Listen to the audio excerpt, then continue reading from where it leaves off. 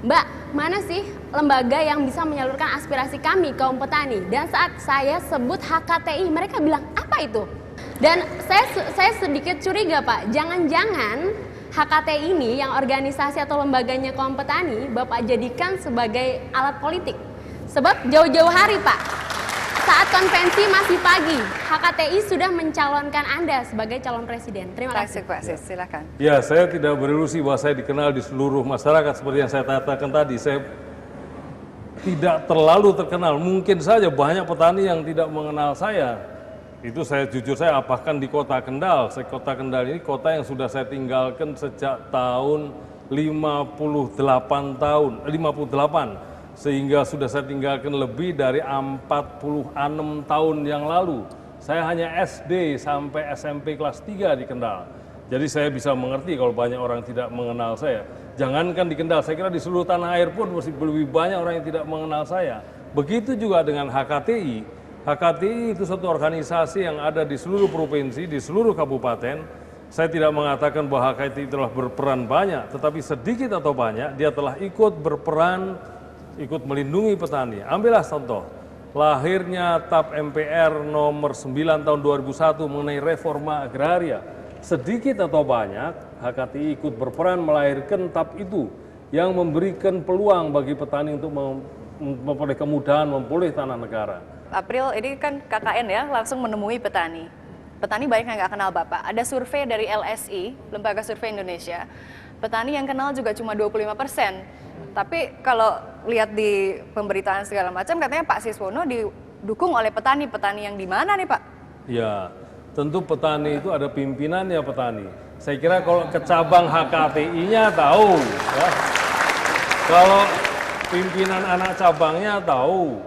Petaninya sendiri belum tentu dia melihat televisi, ngelihat mukanya juga belum tentu kan, bisa saja terjadi itu. Tapi bagaimana akan dipilih rakyat ya Pak? Mayoritas penduduk kita, rakyat kita kan petani. Iya betul. Jadi saya sendiri memang menyadari bahwa saya kurang terkenal seperti awal tadi saya katakan. Saya tidak mengatakan bahwa saya ini sudah cukup terkenal. Saya ini menjadi calon presiden diajukan oleh partai-partai dan waktu yang terpeluang selama 2 bulan ke depan ini harus saya gunakan dengan sepenuh hati, dengan sepenuh tenaga untuk memperkenalkan diri. Betul Saudara Aprilia, saya sadari bahwa saya tidak dikenal oleh masyarakat. Kupas tuntas akan saya lanjutkan kembali sesaat lagi, Anda jangan mengganti saluran Anda.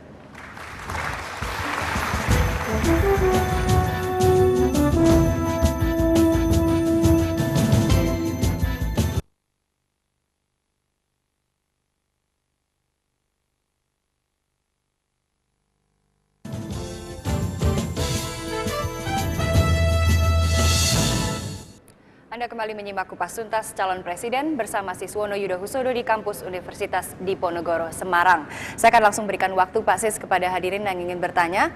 Saat ini dengan diberlakukannya Undang-Undang Nomor 22 Tahun 1999 tentang pemerintahan daerah, kita sadar bahwa saat ini realitas di lapangan muncul raja-raja kecil di daerah. Saya ingin tanya, seandainya Bapak nanti benar-benar menjadi RI 1 atau benar-benar berat untuk maju menjadi presiden, apa langkah yang akan Bapak ambil untuk menyelesaikan masalah ini? Terima kasih. Saya melihat bahwa sebetulnya dengan ketegasan hukum kita bisa menegakkan ketertiban itu. Saya memberikan contoh bahwa negara yang paling berhasil memberantas korupsi dalam waktu yang singkat adalah RRC. Pada sejak Jiang Zemin dan Jiang Rinji, itu dia menangkap koruptor-koruptor dan seorang wali kota pun sampai dihukum mati ditembak. Karena dia korupsi. Anda akan melakukan seperti itu, akan meniru model Cina?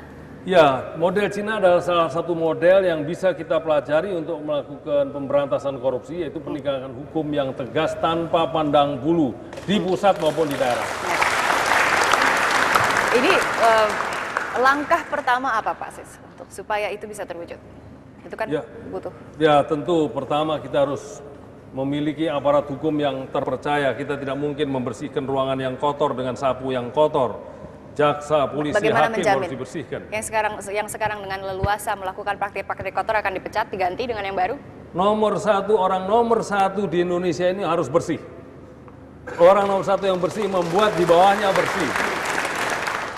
Tadi Pak Ati mengatakan bahwa yang paling bersih itu dari atas. Tapi kalau dari atas dapat sogokan dari bawah aja, diam aja, lalu bagaimana? konkretnya apa? Kita tidak perlu pesimis.